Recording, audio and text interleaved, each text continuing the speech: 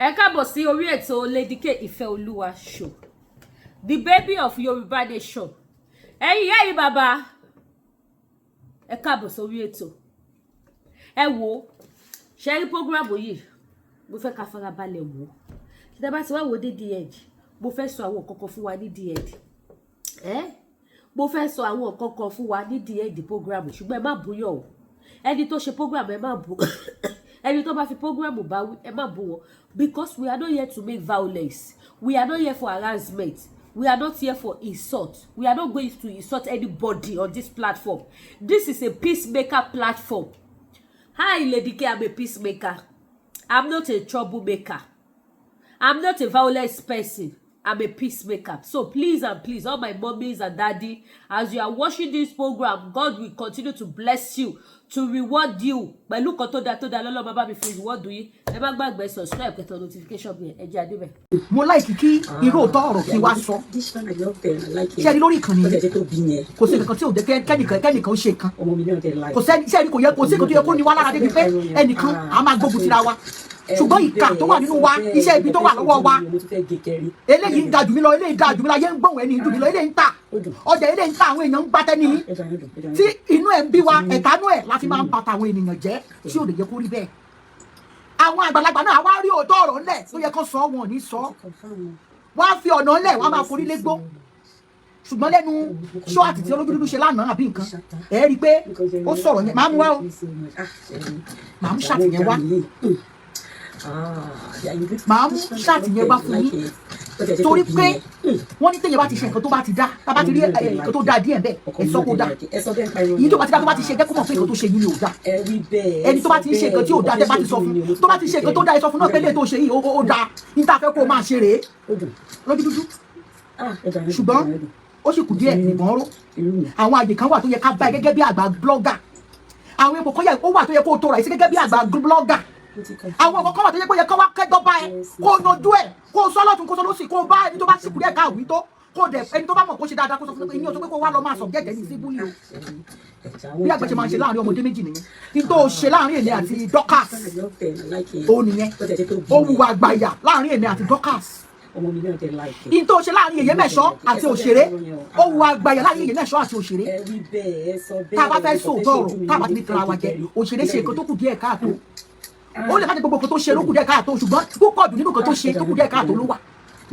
Òṣèré, ó mọ̀ wípé kọ̀líìgì ẹni yẹn àti kọ̀líìgì ẹjọ́ ní nǹkan kan tẹ́ ẹjọ́ ń fà, gẹ́gẹ́ bí ẹni tí ó jẹ́ abiyamọ, gẹ́gẹ́ bí ènìyàn tó jẹ́ tó gbéra pé èèyàn rẹ ni ẹ, tó sọ fún wa pé èèyàn gidi ni ẹ, òṣèré tó ń bẹ́ẹ̀ tí ara ẹ fún wa pé ẹni yìí ni ẹ, pé onílàákàyè ẹ̀dá ni ẹ, ọlọ́gbọ́n ni ẹ, ọ̀mọ̀wé ni ẹ, ìwọ kò lè ká rí láàrin ẹni tí kọ̀líìgì àti ìyàwó tó wọn àtọkọ ẹ̀ tó jọjọ wà àbí àlè ìwé ẹ̀fà tó bá pera wọn, kò yẹ kí ọjọ́ wọn lábá láàrin méjì yẹn. Àwọn kan sọ wípé kán fi ẹ́ lẹ̀, kọ́ yẹn ẹnu, kọ́ má jẹ́ kínní kan, kò sẹ́ni bọ̀dẹ̀ tó fẹ́ fi ìṣubú ẹ̀, kò sí kan tó fẹ́ fi ṣe. I particularly kò sí kan tí mo fẹ́ fi ìṣubú ẹ̀ ṣe. Yeah, there is no gain for me pé kò ṣubú, kí ni mo fẹ́ gbà bẹ́ẹ̀. Ṣé tó bá ti ṣubú yẹn ṣó wá jẹ́ kí star ẹ, glory ẹ, mú ẹ tó tẹ̀lé ẹ kí ṣó wá máa wá bá mi ni. Tí bá ti lérò pé kò ṣubú, èmi náà ṣubú, ṣùgbọ́n ìwọ ń pèrò káwọn ọmọ nìkejì ẹ ṣubú. Òṣèré, àwọn orin tó ń ṣe, orin tó máa ń ní bọ̀tì nínú ló máa ń ṣe, orin tó máa ń ní pẹ́pẹ́ dẹ̀mù nínú, orin tó máa fi pẹ́pẹ́ ẹnìkejì ẹ òun ló ń ṣe. Ó sọ wípé ìwà àti yẹ̀yẹ́ mẹ́sọ̀ ẹ̀ kì í ṣe ọ̀rẹ́, ṣùgbọ́n àti rí fọ́nrán tó fi hàn pé lóòótọ́ ẹ ti ṣọ̀rẹ́ rí, bẹ́ẹ̀ tí ẹ ṣọ̀rẹ́ mọ́, àti rí àwọn nǹkan kan tá a ti rí ní méjì mẹ́ta tá a ti rí pé yes ọ̀rẹ́ ni ìwà àti ẹ̀. So tí a bá pè lọ́rẹ́ àṣìṣọ, torí àti rí fọ́nrán tó sọ pé ẹ ti wùwà gẹ́gẹ́ bí ọ̀rẹ́ síra yín, àti bá yín nínú mọ́tò, àti bá yín lóríṣiríṣi ibi, tẹ́ àti rí nínú fọ́nrán láti rí pé yes ènìyàn àwọn méjì yìí èèyàn ọlọ́rọ̀ ara wọn ni wọ́n. Tẹ́ ẹ bá wá ṣe ọ̀rẹ́ mọ́, kì í wá ṣe wípé kó o wá fi ìyàwó tóun àti ọ̀rẹ́ àti ìyàwó àbí actress òṣèré bíi tiẹ̀ tí òun àti wà àti ẹjọjọ ní ìṣù, kó wá lọ gba èèyàn tóun àti ẹjọ ní ìṣù sábẹ́, tó wá ní ṣe lòún ṣoore. Oore àbòsí nìyẹn. Àwọn nǹkan tí àwọn èèyàn tó fi bínú sí ẹnìyẹn, kì í ṣe wípé ó ṣe èèyàn pàtó, àti ọ̀rọ̀ olóògbé olórin tó mú ìyàwó ẹ̀ tó mú sábẹ́, tó mú ìyàwó ẹ̀ sábẹ́, tó ń jẹ́ kó kọjú sí àwọn aráalé ọkọ ẹ̀, tó dẹ̀ níṣẹ́ ló ń ṣe lóore, tí wọ́n ń try láti wá justice tó jẹ́ gba ìyàwó sábẹ́. Sórí pé oore yẹn náà, sórí pé ó ní bọ̀tì. ọ̀rọ̀ bàbá Ìjẹ̀ṣà ó wà lára olójú dúdú ìwọ ni mò ń rí fáàsì o torí àwọn kankan wà àwọn kan wà tó jẹ́ pé wọ́n ń wo show àwọn kan tó jẹ́ pé wọ́n máa ń follow èèyàn blindly bẹ́ẹ̀ ni ẹ bá ṣe burúkú wọn ò ní sọ fún bó bá ṣe rere wọn ò ní sọ fún wọn á máa pọn táyé àfi bàjẹ́ táyé àfi tí mọ́lẹ̀ wọn á máa pọn ní olójú dúdú sórí tó ṣe yìí tó sọ yìí tó nítorí ọmọ yìí wà láìsàlàyé ó ṣèṣe abiyamọ ń bẹ̀ a mọ̀ pé òkìlì àwọn ọ̀pọ̀lọpọ̀ ìgbà náà òkìlì ṣàjọ pé ìka tó wà nínú ẹ ó ń àfẹ́ẹ̀tì ẹ o a mọ̀ wípé o lẹ́mí ẹ̀mí dáadáa lọ́kàn o ṣùgbọ́n dàbí pé ẹ̀mí Ọlọ́run yá èlò láti wá ṣe ṣáàdì tó ṣe lánàá yẹn ẹ tó bá pèrè ẹ ní abiyamọ tó bá pèrè ẹ ní òbí ọmọ tó bá bí ọmọ tó ọmọ ẹ bá ń ṣe dáadáa lójú ẹ tó orúkọ ẹ tó bá ń speak fọmọ ẹ máa gáìdì orúkọ yẹn jealously má jẹ́ kí orúkọ yẹn ó padà wà á dáńfọ̀ fáwọn ọmọ nítorí dúdú tà ti sọ fún òṣèré nìyẹn olójú dúdú sòótọ́ láàrin yẹn olójú dúdú sọ tòótọ́ láàrin yẹn gbogbo ìgbésẹ̀ tá a bá ti ń gbé láyé gbogbo ọwọ́ tá a bá ti ń lò láyé yìí nǹkan tá a bá ti ń ṣe ẹ jẹ́ ká máa rò wípé àwọn ọmọ wa ń kọ́ ìwọ òṣèré tó bá èèyàn jà tó bá kọ́ nídìí ẹ̀jà tó bá jà títí tó fẹ́ gba ẹ̀mí lẹ́nu torí bí tó fẹ́ gba ẹ̀mí lẹ́nu yèyé náà ṣe ló ṣe rí lóòótọ́ o lè má yọ àdá tí o lè má yọ ọ̀bẹ tí o lè má yọ ìbọn tí ṣùgbọ́n kó o wá kéèyàn máa gang fight kó o máa fi ọ̀tá èèyàn bá èèyàn jà apààyàn ló ń ṣe bẹ́ẹ̀ kò dìgbà tá a fún èèyàn lọ́rùn pa kò dìgbà tá a poison èèyàn kéèyàn tó pààyàn kó o máa kó ọ̀tá èèyàn mọ́ra máa fi bá èèyàn jà apààyàn ló ṣe bẹ́ẹ̀ ìwọ gan wá lọ wo ní tó ti ń drag yèyé mẹ́ṣọ́ bí 5 years ago tí oríṣiríṣi ẹ̀dá ti ń jáde fún yèyé mẹ́ṣọ́ wá wo àárín ọ̀sẹ̀ bíi mélòó kan tó ń jáde fún ẹ wá wo bó ṣe affect yẹ kí wọ́n kan fún ẹ tó bá fẹ́ sòótọ́ ọ̀rọ̀ òṣèré wàá rí wípé obìnrin tó ń pè ní yèyé mẹ́ṣọ́ yìí akọni èèyàn ni wàá rí pé obìnrin bí ọkùnrin ni wàá rí pé ẹni tó strong ni ẹ jáde kí n tan yín jẹ drag máa ń bà mí gan tí máa weak tí máa fọ́ yakata mi ò tí ì tìrúrú obìnrin bíi ti èyí mẹ́sàn-án rí 5 years lẹ ti ń drag ẹ wá wo ìwọ tó jẹ́ pé wo ẹnu ìgbà tó sáré drag ẹ bí ọ̀sẹ̀ kan ọ̀sẹ̀ méjì wá wo bó ṣe àfẹ́sẹ̀ wá wo bí àwọn èèyàn ṣe ń lo sympathy fún ẹ àwọn tó wá lo sympathy àwọn tó ń lo encourage words àwọn tó ń ṣoríṣiríṣi fún ẹ sìn nobody stood by this woman ọdún tàbí tó yẹ pé kò sẹ́nìkan báyìí lọ yẹn kan báyìí jáde fún láti support only her alone was fighting her battle by herself nobody to support her nobody to speak with her to speak for her only God àtòun nìkan ló ń gbé ìjà rẹ̀ ìwọ wá wò bó ṣe rí kí wọ́n fúnra rẹ̀ gan kó orí bó ṣe rí lára báyìí fúnra rẹ̀ wò kó orí bó ṣe rí lára òun ni mo ṣe sọ wípé olójú dúdú sọ̀rọ̀ tó dáa lélẹ́yìí ká tiẹ̀ rí ẹ kó máa ṣe bí eléyìí lójú dúdú kárí ẹ kó dún nípò ìyá lórí social media bí eléyìí ìwọ gan lọ wo ṣáàtì tó ṣe yẹn wo báwọn èèyàn ṣe wo àwọn tó kọ́ ọ̀tẹ̀ lásán gan wo viewers kan nítorí pé wọ́n rí pé o sọ̀rọ̀ tó mọ́kànlá wá wọ́n rí pé o sọ̀rọ̀ tó mú làákàyè wá wọ́n rí pé o sòótọ́ ọ̀rọ̀ níbi tó yẹ kó o ti sòótọ́ ọ̀rọ̀ òun fi ìwọ pèrè ẹ ní òṣèré ó pèrè ẹ ní abiyamọ ó pèrè ẹ lẹ́ni tó achieve life òun fi marriage ọmọ ẹ ó fi pẹ́pẹ́ àwọn kan wọ́n ń compare marriage ẹ ọmọ ẹ pẹ̀lú marriage ẹgbẹ́ ṣe marriage wọ́n bá fi marriage ọmọ ẹ wọ́n fi compare ẹni tẹ́ fi marriage ẹ compare àkọ́bí ẹ du ọmọ tiẹ̀ lọ kí wọ́n gangan fúnra rẹ̀ kó wá jókòó kó wá rò ó pé ṣó dáa gbogbo àwọn tó wọ́n support ẹ̀ ń gbà yẹn tó ń sọ fún ẹ pé ẹ kìíní kan where is Lizzy pẹ́pẹ́ kìíní kan now look at it ìyá yẹn sọ yẹn lójú ló sọ pé kó o wo fúnṣọ ọmọ ẹ kó o wo fúnṣọ ọkọ àwọn ọmọ ẹ torí pé táwọn ará ìlú ọkọ ọmọ ẹ tó bá rò pé wọn ò gbọ́ wọn ará àwọn tó máa translate ẹ fún wọn ará àwọn tó máa ṣe gbogbo ẹ tó bá ti wá di pé wọ́n drag ẹ àtọmọ tí wọ́n jù wọ́n máa drop ọmọ ẹ ọ̀rọ̀ yìí dẹ̀ dàbí ọ̀rọ̀ étà lójú yín o torí ẹ máa sọ pé étà ló ń sọ̀rọ̀ ẹni tó wà lọ́dọ̀ Lizzy ló ń sọ̀rọ̀ supporter Lizzy ló ń sọ̀rọ̀ ṣùgbọ́n èmi ń sọ̀rọ̀ gẹ́gẹ́ bí abiyamọ báyìí lọ́wọ́lọ́wọ́ fún ẹ òṣèré kò sí kan téèyàn gbà lórí kò sí kan tí tọ́lù ṣe fún yàn you can come out and apologize to everybody to all Nigeria to whom you offend apologize to Yeye Mesho apologize to àwọn ẹbí Mohbad apologize to àwọn baba Ìjẹ̀ṣà family apologize all over the world tell people that they should forgive you that it's a mistake and move on with your life because for the sake of your children wo sórí ọmọ ẹ obìnrin ó ti lọ́kọ sórí ọmọ ẹ ọkùnrin má jẹ́ kó jẹ́ pé á difficult fún láti mú ìyàwó wá fún ẹ torí pé sórí ọmọ ẹ obìnrin wọ́n mú lọ ní o sórí ẹni tó bá máa fẹ́ ọmọ ẹ ọkùnrin á bá wọ pé sọmọ mi á lè wọlú ilé ẹni ìbáyìí sá ẹni tó ń ba ìyàwó èèyàn jẹ́ tó rọ́wọ́ yàn lẹ́wọ̀n yìí sọmọ mi á lè wọlé ẹ̀ sá àwọn kan tí olójú dúdú tẹ́ àti sọ fún ẹ nínú àwọn ọ̀rọ̀ tó sọ nìyẹn àwọn kan lè máa rí kán máa wo pé bóyá ó ti padà sẹ́yìn kán máa wo pé àyà yóò stable àyà yóò ṣe ní eléyìí tó ń sọ lọ́wọ́ ìdẹ́mi gbọ́ yìí ó sọ̀rọ̀ ní sọ̀rọ̀ abiyamọ fún ẹni. ó lè sọ̀rọ̀ kó dúró ẹ láàrin ẹ o kó dúró ìwà nú ẹ o kó bí ẹ nínú o sórí tó bá tẹ́bi train yẹn pátì ìyí tó ṣe pàtàkì tó bá sọ nínú ẹ ní kó mú dání kó lò because I'll be sincere to you ìyí tó ṣe fún yèyé mẹ́sàn tó wọ́ ìyàwó tí ọkọ ẹ fẹ́ láàrin yẹn ìyí tó ṣe fún yèyé mẹ́sàn tó wọ́ ìyàwó tó ṣe fún ìyàwó tó mọ́ ìyàwó tọkọ ẹ fẹ́ tó mú sábẹ́ tó fi pẹ́pẹ́ kò sí ẹni tó lè ṣerú ẹ̀ sí ẹ nǹkan tó ṣe yẹn ṣáà lè rẹ́ni tó lè ṣe báyìí fún ọmọ ẹ nílé ọkọ ìwọ kàn dé wá pọ̀ ọmọ ẹ wá lọ́kọ báyìí àbí nǹkan tí Sàríyù ṣe fún Alhaji Lawal ṣé o lè gbà kí wọ́n ṣe sí ọmọ ẹ kí ìyàwó ọmọ ẹ kó rìkọ́ọ̀dù ọmọ ẹ kó gbé nínú tiẹ̀ jáde kó ṣe dáàdì gba certificate kó ṣe gbogbo ẹ lórí pé wọ́n fẹ́ èèyàn lé ṣé wàá lè gbà ṣé o ní wọ́n ti black bullet yẹ láti bá ìyàwó ọmọ bẹ́ẹ̀ jà gbogbo kan tá a bá ti ń ṣe tá a bá ti nígbà kan ṣe fún wa ẹ má jẹ́ ká ṣe mọ́. Olódúdú said the reality. Olódúdú sòótọ́ ọ̀rọ̀ fún yín. Olódúdú bá yín sòótọ́ ọ̀rọ̀ tó yẹ kẹ́ ẹ lọ múlò báyìí kẹ́tẹ̀tẹ̀ ṣàtúnṣe. Àwọn kan sọ wípé move on very dark man has concrete evidence. He has all the shots between you and that group. Then mo wá ní pé Sàríyù jáde síta ẹnu ìṣó jọ kí ló wá sọ gan. Wọ́n pe Àdàbí Sàríyù mo wà lára àwọn tó kọ́kọ́ gbèjà ẹ èmi lórí Facebook mo wà lára àwọn tó kọ́kọ́ gbèjà ẹ o wá ń pe Àdàbí Sàríyù o Àdàbí ò tọ́ sí ẹ lẹ́nu o Sàríyù Àdàbí ò tọ́ sí ẹ lẹ́nu torí pé ìwọ gọgọgọ ló kọ́kọ́ gbé ogun wá sórí social media yìí ogun tó wà nílẹ̀ yìí ogun tó rọ òṣèré lọ́wọ́lọ́wọ́ yìí ogun tó ràn mọ́ lọ́wọ́ yìí ìwọ ló pè wá sórí social media Facebook ò ta ogun báyìí rí ìwọ ló kọ́kọ́ bring irú ogun báyìí wá ìyá yẹn sòótọ́ ó ní kí òṣèré kó fi ẹ́ lẹ̀ torí àwọn ọmọ ẹ̀ ó sòótọ́ ọ̀rọ̀ nígbà tí àkọ́kọ́ gbọ́rọ̀ lẹ́nu lójúdúdú lákọ́kọ́ pé ó sọ̀rọ̀ bí abiyamọ this is the shark tó ṣe bí abiyamọ rí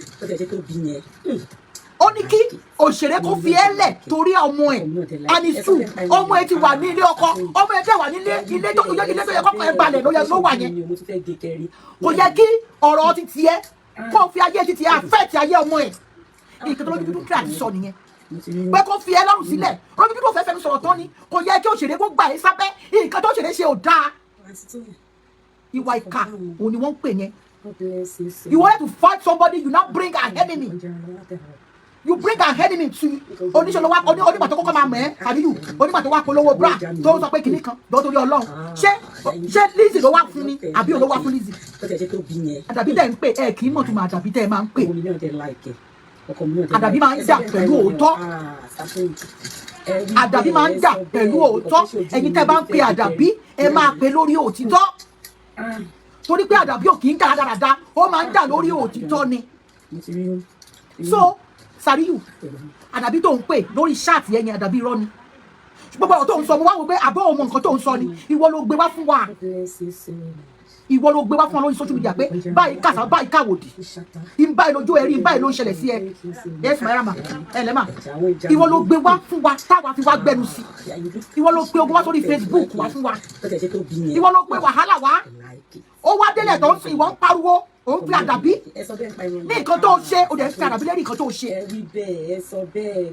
ó ń pe Àdàbí ní nǹkan tó ṣe Àdàbí ò kì í jà námànàmá yes Àdàbí ò kì í jà námànàmá ó lè bá tèèyàn kan jẹ́ kó wá máa padà bí lé lórí Àdàbí á padà sórí ẹni láàárín gbogbo orí social media kò sẹ́ni tí ò mọ̀ pé ìwọ gọ́gọ́ ló dá ogun sílẹ̀ níbí gbogbo nǹkan tó wá ta bá òṣèré yìí ìwọ ló fà á òṣèré fà ló dẹ̀ fọwọ́ ara ẹ̀ fàdọ̀gọ̀dì sọ́run ara ẹ̀ then Sàríyù o ti ń mistake o ti ń gbé síra wọn o ní nǹkan tó ṣe ń fa òṣèré lọ́wọ́lọ́wọ́ kì í ṣe torí ọ̀rọ̀ ẹ̀ náà ṣe ń fa òṣèré mọ́ o kì í ṣe torí pé Alhaja Lizzy Anjorin sọ̀rọ̀ ẹ̀ mọ́ o ọ̀rọ̀ lórí ikú olóògbé tó ń kọrin group chat tó wà láàrin gbogbo àwọn tó dọdọ ṣe group chat olóńgbàrún ìrìn níta kì í ṣe ọ̀rọ̀ ẹ̀ mọ́ so torí jáde tó jáde yẹn kò jáde rubbish ló wá ṣe. You came out for nonsense. Torí nǹkan tó ń sọ kò relate mọ́ nǹkan tó wà nílẹ̀ lọ́wọ́lọ́wọ́ lè wá manipulate ọpọlọ wa ń bí. We are not daft. We know what is happening. What bring this issue now is lórí ọ̀rọ̀ ikú olórin tó kú olóògbé. àwọn kan tó ṣẹlẹ̀ lẹ́yìn ikú yẹn òun ni mo very bad man gbé pọ́ta so kí wá lóko ẹ ṣé ọ̀rọ̀ ṣé wọ́n sọ discuss ọ̀rọ̀ lórí ṣáàtì yẹn ni ṣé nínú group ṣáàtì yẹn Sàríyù ẹnu ṣó ṣé wọ́n sọ̀rọ̀ ẹ níbẹ̀ ni wọ́n ètò fún wa bọ́ta pẹ̀lú ẹ kó bọ́ta wá sọ̀rọ̀ tara ẹ ò bọ́ta ń gbà yẹn. Now they were discussing of another issue entirely. They were alleging somebody on another issue entirely. You were bringing your own issue into it. Sàríyù àwọn tó train yẹn ò máa train yẹn dáadáa ṣé o rò pé gbogbo lórí wa ò pé lórí social media ni ṣé o rò pé gbogbo ọlọpọlọ wa dàn lórí social media ni àwọn kan ní kó bọ́ta lọ gbèjà ẹ̀ tó fẹ́ gbèjà ẹ̀ wàá gbèjà lórí ọ̀rọ̀ tí very dark man ń sọ Sàríyù tó fẹ́ gbèjà òṣèré wàá gbèjà ẹ̀ lórí ọ̀rọ̀ tí very dark man ń sọ kì í ṣe lórí ọ̀rọ̀ Lizzy separately ló wà ọ̀rọ̀ very dark man separately ló wà very dark man bring the secret tó wà behind the group tó create the secret behind the group tó create tí ọ̀gá àbí ìyá àbí godmother ẹ gbà tó create tó ṣe admin òun ni very dark man ń sọ òun làwọn èèyàn ń pẹ̀ kẹ́rù lórí TikTok lórí Facebook lórí Instagram lórí Twitter kò ń ṣe lórí ọ̀rọ̀ tí ìwọ àti Lizzy àjọrìn mọ́ kéèsì ti yàtọ̀ lọ́tọ̀ ó ti kúrò lórí ẹ̀ kì í ṣe lórí ìyẹn mọ́ àbí kò yé ẹni o lè wá manipulate àwọn ọlọ́pọlọ kíkú bíi tiẹ̀ àwọn ọ̀dẹ̀ bíi tiẹ̀ àwọn gullible followers tẹ̀jọ́ ń kóra yín kiri o lè wá manipulate wọn but you cannot manipulate we that we think with our ọpọlọ tí kì í ṣe àtẹlẹsẹ̀ láti ronú àwa tá a ronú pẹ̀lú àtẹlẹsẹ̀ you cannot come and manipulate us. The issue on ground is issue of olórin tó kú issue of olórin tó kú tó ń sọ̀rọ̀ ẹ̀ tí wọ́n gbé bọ́ta tí very dark man gbé bọ́ta pé àwọn nǹkan báyìí báyìí lẹ́yìn tá àwọn tó create group o àwọn discussion tó wà láàrin group yẹn o what cause the group o nítorí ẹ̀kọ́ nítorí ọ̀sìn ìbàlá tọjọ́ yìí o àwọn tó create group yìí ni o of which the godmother wà lára wọn tó lè jẹ́ pé òun admin group ọ̀hún you now came out you now start saying another different story ọ̀rọ̀ tó yẹ pé separate matter nìyẹn kò papọ̀ rárá ṣó yẹ Sàríyù kò papọ̀ rárá ọ̀rọ̀ tó wá ń sọ yẹn tó bọ́tà wá sọ yẹn kò rí létí mọ́ nǹkan tá à ń tírìtì lọ́wọ́lọ́wọ́ báyìí ọ̀rọ̀ very dark man yàtọ̀ sí nǹkan tó ń sọ báyìí àbí kò yẹ ó yàtọ̀ gédégédé kò tiẹ̀ bára wọn tó kò jọra wọn o kò wá manipulate wa ni o kò wá manipulate wa ń bí ni kò bára tó so therefore Sàríyù mọ̀ lórí live chat o ṣé kàdá ẹgbẹ́ gbé padà ní ṣé bá gbé padà ní ẹgbẹ́ bá mi gbé sílẹ̀ mọ̀ lórí live chat ṣọ́ọ̀ ní ti yẹ kò bára tó rárá kò bára wọn jọ ẹgbẹ́ mú ṣáàtì olódúdú yẹn wá fún yín kẹ́ gbọ́.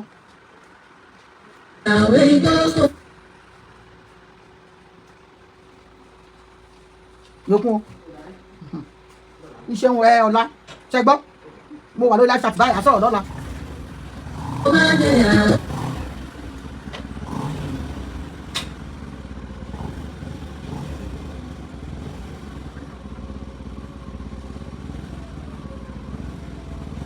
ẹ lọ bẹ́ẹ̀ nípa ti Fọlá release Fọlá lè pè Fọlá gọ ó bá Fọlá tán àwọn fámílì ẹ ní pé kò fọmọ àwọn lẹ.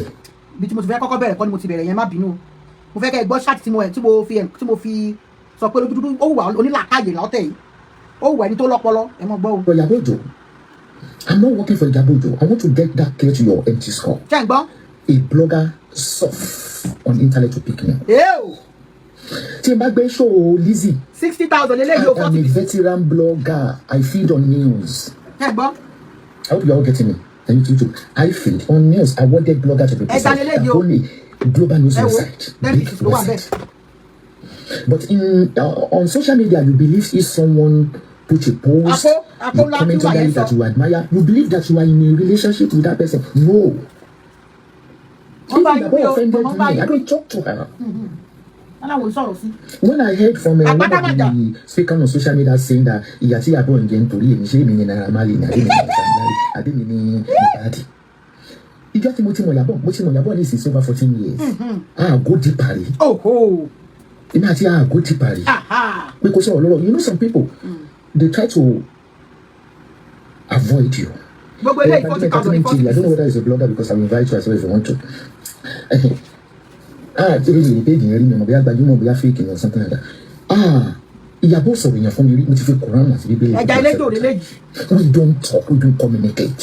I swear to God Almighty that building. And I have one policy. Tó bá sọ fún mi pé fóònù tí mo mú dání yìí màmá Rolls Royce ní láti kékeré ni. Mi ní sọ pé fóònù ni màá sọ pé congratulations. Ẹni tó máa ń tàn. Ṣé ẹ gbọ́? Àwọn ọmọ fún ẹkún ìtàn. Yá ìdí. Ebi ò bí sùn. Tó bá lọ́kùnrin. Ọ̀rọ̀ ìwà ló dẹ́ ìdáwọ́ kan ò lè fara sí mi. I don't. Mo fẹ́ sọ pé mo lack a communication, but my job is sọ̀rọ̀ for over 17 years. Over convenient to me. That is why I don't have any secret. Because secret ni gbogbo mo ti sá sí ma tẹ́gùn fún yín kẹ́lọ́ hàn jẹ. Iyabo, she is an ignorant. It's not the way you perceive pé o máa kò ń pé èèyàn pé mo tó béèrè lọ́wọ́ tó súnmọ́ ní kò ń pè wọn. Just like Esabod is going get away nation team members ni kò ní màmú ti ẹ̀ pè é ibi tí tẹ̀lé mi for 17 years 18 years wà láì mí ìmọ̀ wọn o kàn máa ń orúkọ nígbà àwọn aláyé alálùmọ̀lẹ́ mi ìníwọ́ ní one person. That is why I leaked voice note mi níta good 20 years leaked voice note mi níta. No ọ̀rọ̀ Iyabo Ojo, I'm not working for Iyabo Ojo. I want to get that clear to your empty skull. A blogger soft on internet opinions. Tí bá gbé show Lizzy, I am a veteran blogger. I feed on news. I hope you are all getting me. We are getting you, Gare. I feed on news. I wanted blogger to be precise. The whole global news website, big website. But on social media, you believe if someone put a post, you comment under it that you admire, you believe that you are in a relationship with that person. No. Even though offended me, I don't talk to her. When I heard from one of the speakers on social media saying that Ati Iyabo again to me, she mean na mali I didn't mean salary. Ìjọ tí mo ti mọ̀ Iyabo ní since over 14 years. Go deeper. Go deeper. Because you know some people they try to avoid you. Gbajúmọ̀ Entertainment TV. I don't know whether it's a blogger because I'll invite you as well if you want to. Really, page yẹn rí mi mọ̀ bí Gbajúmọ̀ bí fake or something like that. Iyabo sọ̀rọ̀ èèyàn fún mi rí mo ti fi Quran àti Bíbélì gbogbo several times. We don't talk, we don't communicate. I swear to God Almighty that building. And I have one policy. Tó bá sọ fún mi pé fóònù tí mo mú dání yìí màmá Rolls Royce ní láti kékeré ni. Mi ní sọ pé fóònù ni màá sọ pé congratulations. Bàbá dá yín tán o. Pé gbogbo yín tẹ̀ ń gbé òun mọ́ra. Tẹ̀ sọ pé nǹkan báyìí lẹ rà. Òun máa ń congratulate mi pé rọ́ ni òun gbà yín gbọ́. Tó bá lọ́kùnrin ṣé kí n fẹ́ màá ní lọ fẹ́? I don't. Mo fẹ́ sọ pé mo lack a communication, but my job is sọ̀rọ̀ for over 17 years. A ti mọ àwọn yẹn àgbà blogger. Over convenient to me.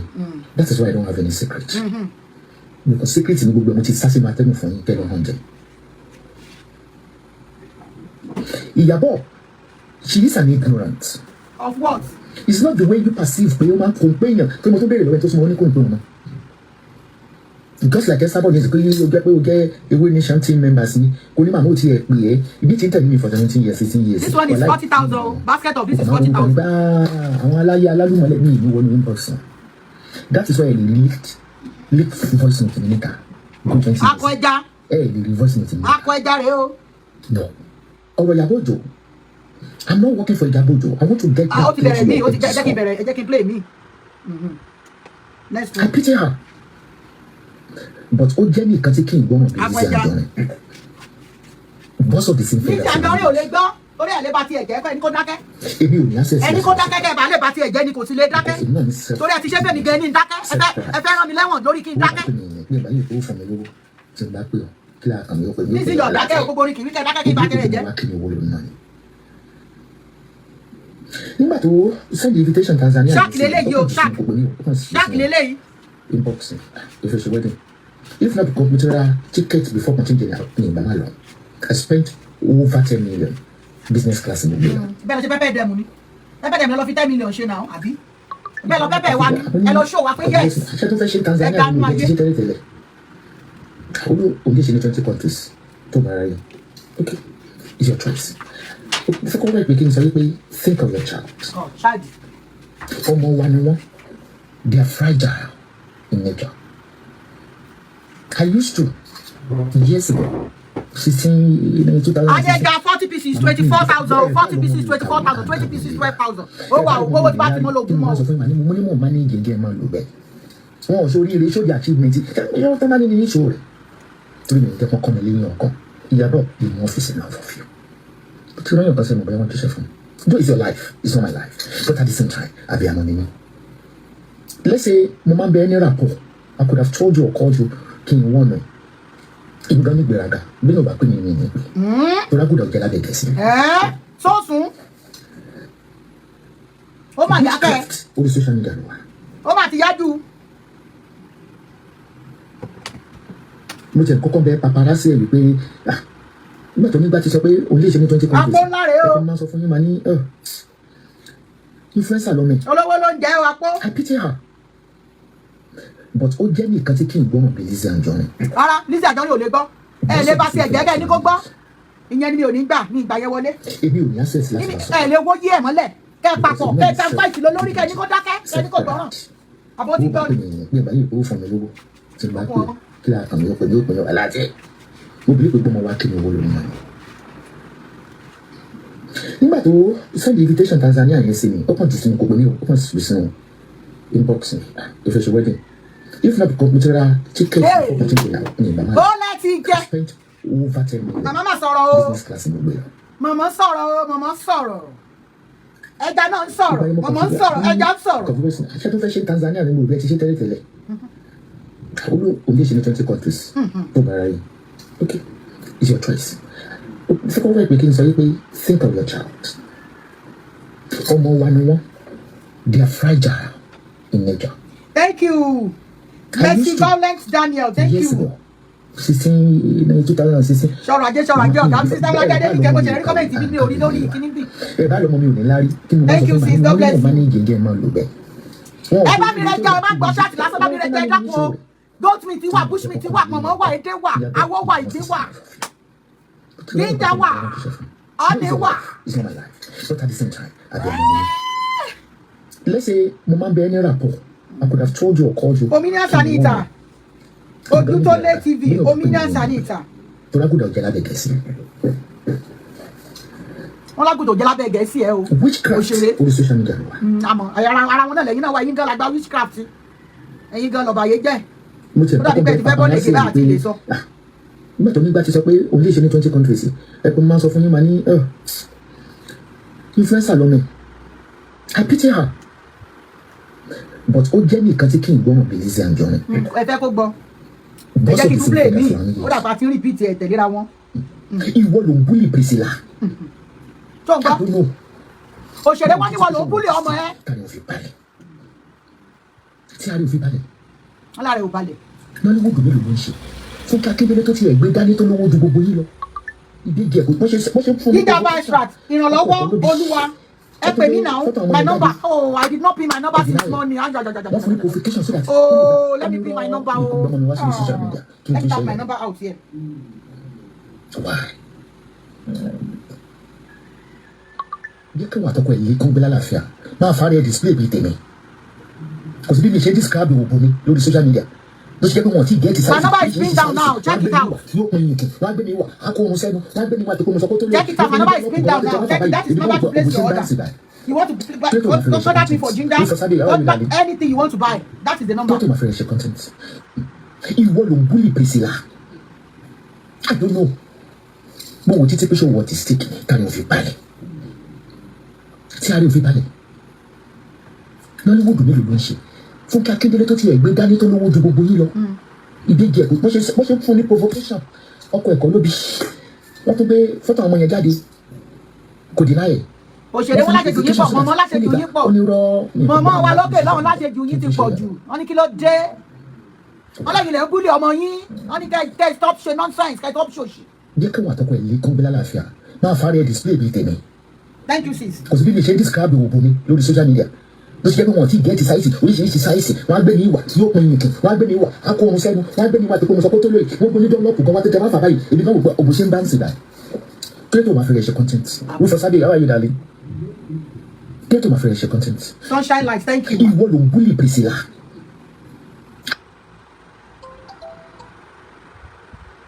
kárí òfin balẹ̀ tí àrí òfin balẹ̀ Nollywood mélòó ló ń ṣe Fúnkẹ́ Akíndélé tó ti ẹ̀gbẹ́ dání tó lówó ju gbogbo yìí lọ ìdíje ẹ̀kọ́ wọ́n ṣe fún ní provocation ọkọ̀ ẹ̀kọ́ ló bí wọ́n tún gbé fọ́tò àwọn yẹn jáde kò dínà ẹ̀ wọ́n fún ní provocation so that kó lè gbà ó ní rọ́ nǹkan bọ́ọ̀lù wá sí. yàrá page ó dàbí pé a ti ń.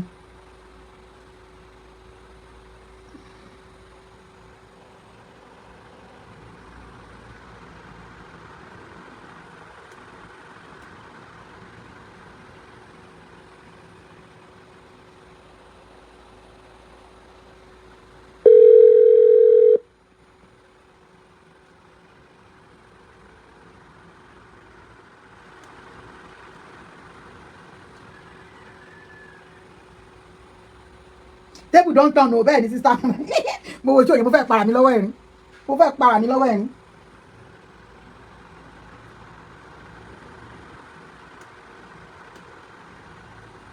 Hello, mommy. Sorry, it's like you are in your working place. Please screenshot the fish. Let me see the one you are talking about now, because I can't get it now. You know, I raised so many fish up. So if you should show me, because I don't know, maybe the one you are calling about, I don't know, maybe I should snap it. So you pick the one you want there. Emma, be that just sorry again. You don't any for. Coco. Are you talking about this? Is it this or this? Camera, I'm going to check here. Or this or this.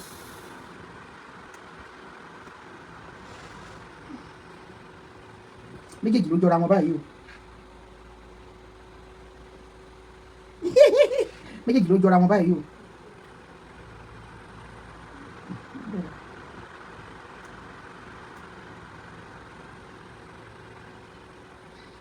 Ẹ jẹ́ àmú lọ síbi tá a ti rí proper show yẹn gangan gbọ́. Ó yẹ kẹ́ ẹ mọ̀ pé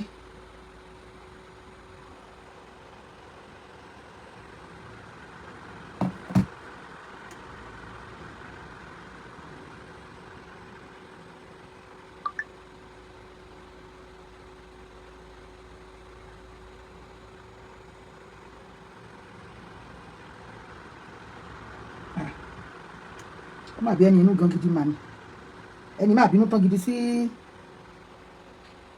ẹni má bínú gan gidi ni.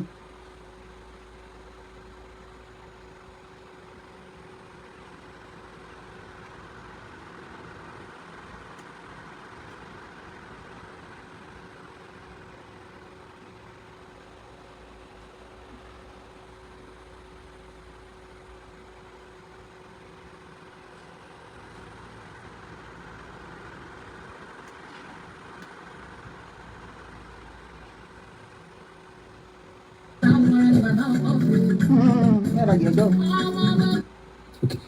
Bọ́fọ́lá yìí ṣé òní tó ń ṣe fún dọ̀kásì ṣé dọ̀kásì rẹ jọ rí nígbà tó ti délé ayé lórí ọ̀rọ̀ Fọlá yìí náà lórí ọ̀rọ̀. ẹ bá dùn ó fẹ́ kẹ́ farabalẹ̀ gbádùn ẹ̀ sọ fún mi máa ní influencer lọ́mọ ẹ̀ just ẹ wá wo obìnrin tó wá ń bẹ̀ nígbà yẹn tó lóun ò ní gbọ́dọ̀ ó ní because máa ń kó wá sórí social media tí máa dé bilé mi kọ́kí máa ọ̀pẹ́rẹ́sì àwọn àti dìrì ibi tó ti ń bọ́ sàn fún gbé bẹ́ẹ̀ sí ní káṣíwá. If I tell you that social media is toxic, believe it is toxic.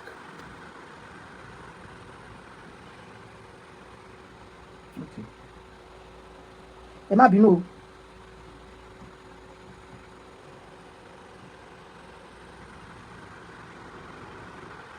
Ẹ má bínú o. Ìwọ kàn ṣe tiẹ̀. Ẹ má bínú o, ẹ má bínú ẹ jọ̀ọ́ àwọn èèyàn tí ẹ má bínú. So wọ́n farabalẹ̀ kẹ́ mọ́ gbọ́.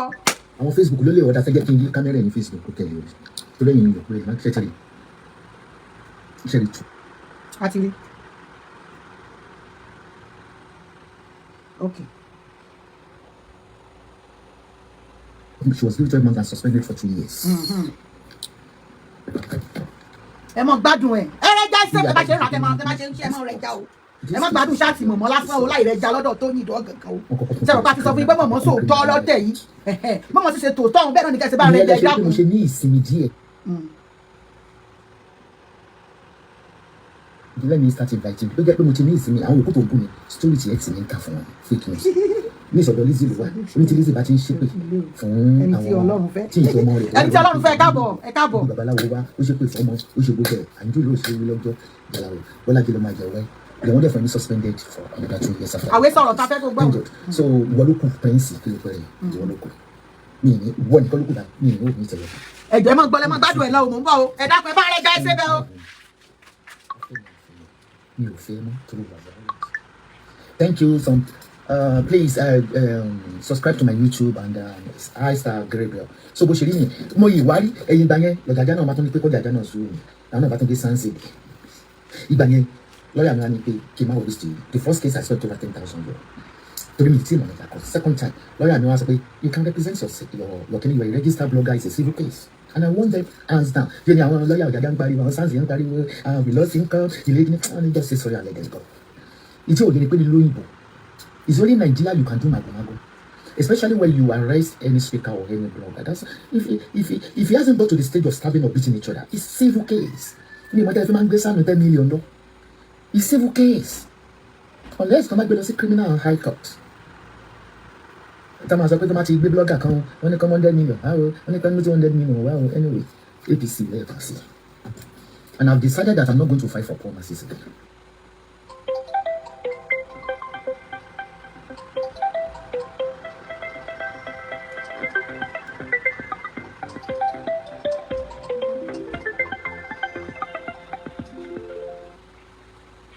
Masses ló wá sọkún ọba mi of me evidence bí àgbà. Ẹ má bínú ẹ dápẹ́ yín ara lé o. Fídíò yẹn wà lórí YouTube tí ẹ má bínú. ẹ Google Ọ̀jàjà lásán sẹ àwọn.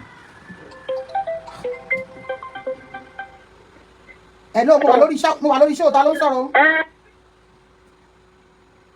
Ok ńlá lẹ fẹ́ àbí. Bẹ́ẹ̀ mo ní ṣe ńlá lẹ fẹ́ àbí wẹ́wẹ́. Màá fún yín ní 15.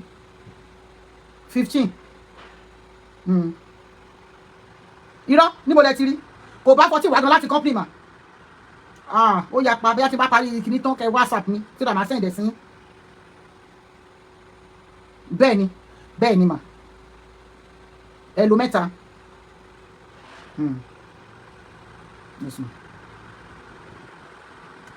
ẹ dákun o ìyára lé o. àyọ̀ ẹ̀ Nàìjíríà kan ti máa bribe yín nǹkan kan ṣe báwọn bàbá olóko mu jà fún tẹ́lẹ̀ lọ́wọ́ òkú wọn tẹ́lẹ̀ gbóyìnbó wọn Nàìjíríà bàtà wa dúpẹ́ nípa lásìkò bàbá wa Tinubu ní ìsìn lẹ́ẹ̀kan sí gbogbo nǹkan ti dúró pátápátá gbogbo nǹkan ti dúró kódà mo ti gbọ́ wípé àpò rẹ̀ sì kan ti di 20 naira. yé bá wò dá ó tẹ́ wa lọ́rùn kọ́ńtírì wa kò kàn yín kò kàn yín ìyẹn ò kàn yín àwa la wà bí kò kàn yín lè bá wa fẹnu sí kò kàn ẹ́ ìyẹn kàn ọ̀rọ̀ tó ń sọ la fẹ́ gbọ́ ráìsì báàdì 1 million Ọlọ́run pèsè owó fáwọn àtàwọn Nàìjíríà tá a máa fi ra inú owó láti máa ra lágbára Ọlọ́run èlò lẹ́yìn gan ráìsì bí tẹ́ ẹ wà ẹ lè fi yẹn kó wa lómi ọbẹ̀ jẹ. just bring me ẹnu kékeré kẹmi tí mi mẹ́tọ́ gẹ́gẹ́ Bísọ́lá Fálọlá mi mẹ́tọ́ gẹ́gẹ́ ìyá ọba you are invited Tolu Chris fund me yes let me invite you. Program tí ìgbà tí mo kẹ̀kẹ́ náà jẹ́ bí sọ̀rọ̀ it's our choice it's got nothing to do with our children. People social she drain and koko wa tesa baba fún ilé san lo se pe fún ìgbà tí mo rí pé Lizzy kì í ṣe abiyamọ jàre ẹni pé gbogbo ìbáṣepọ̀ ọmọ òkú kíní kan ti ẹ̀dá lóhùn palabaji sórí gbogbo fẹ́fẹ́ rìtì ókè gbogbo ó jẹ̀bi ó jàre ó mọ̀lú tó ti dìde ìlú tó ti ń gbẹ̀bí fala rẹ̀ ìlú tó jẹ́ pé nítorí monetary torí owó ní tó jàre wà ló jẹ̀bi do you need that? Think of your mental state of health. For how long làwọn yẹn máa jà fún ẹ lọ? Wọ́n bá ìṣòro òṣèré. Wọ́n ní think of your mental health òṣèré. O tọ́ ni ó bá yẹ náírà jẹ́ ó nǹkan kan. That is Yorùbá for you. O ti tọ́nu tébù ti tọ́nu sí yín báyìí ẹ ti wá di motivational speaker. Tébù ti tọ́nu ẹ ti di motivational speaker. Mo ṣe download gbogbo tí mo bá ti tọmọ yẹn ló ṣe. Ó yẹ kí n continue ní òráyè gbogbo ìṣe. You're not getting younger. You go 70. That is the 5 number. When you're 70, you forget. Máa imagine. Wọ́n ṣe àmọ́ pé àwọn ti 70 sí yìí o. Màmá ti 70. You need to stop this. Come on, you're affected. Tó bá ti affected. That. Alọ́mọ yìí ò ní. The queen of England. Mama. You are looking kinky. Eléyìí ga ọlẹ́ ti kẹ́. This is no longer a Pepe Dengango. Ilé òsì Pepe Dengango. Ọmọ tí òótọ́ ti fẹ́ máa jáde ẹ mọ̀ gbọ́ o. Ọmọ ti fẹ́ máa jáde òótọ́ o. Nẹ́tíwọ̀kì ni kì í ṣe mi o. Nẹ́tíwọ̀kì ni kì í ṣe mi o.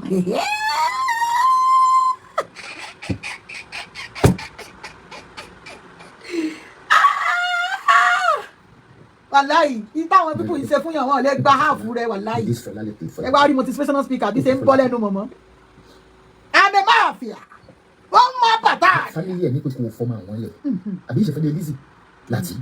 bẹ́ẹ̀ni àwọn náà sọ bẹ́ẹ̀. orí ìwé ni DIY is fún mi $40 kó ṣì lọ ní òkè. ẹ ti ṣe wọ́n ti kọ́lé fún Fọlá ẹni tó kọ́lé fún Fọlá Lizzy fà sí problem ní Nàìjíríà. Lizzy ló fa àbò fẹ́ ló fara ìsí problem ká mọ̀mọ́ bẹ́ẹ̀ ní sọ̀hún dáre má gbọ́ ẹ̀ má wàá manipulate wa sẹ́yìn kan tí mi láìkì rè ní tí mi ò láìkì rè mo ètì rọ́ ṣé Lizzy ló fa sí problem àbò fara ẹ̀ ló fara ìsí problem kí ló ìrìnwó lórí tó fi wọnú problem ńgbà yẹn ẹ má manipulate wa náà àmọ́ gbogbo nǹkan kan ògbé nǹkan kan tó yé yín ẹ má jẹ́ sọ́tọ̀ torí ẹ mọ̀ pé ọ̀rọ̀ wa ti wà nílẹ̀ ògbé nǹkan kan bó ògbé nǹkan kan ṣe tó ṣe gbé ògbé tira tó ṣe gbé tó gbé ṣe páyì nǹkan kan ní tó fa problem fún un Lizzy kọ́ ẹ má parọ́ mọ́ kànkẹ́ ẹ má parọ́ mọ́ lákànkẹ́ òun kọ́ ọ̀tọ̀ọ̀tọ̀ lọ̀rọ̀ Lizzy ò tiẹ̀ bá wọn fa kankan kò tiẹ̀ dá sí rárá ẹ má parọ́ mọ́ kí ló dé ẹ yé parọ́ tí mo kórìíra nù irọ́ ni mo kórìíra.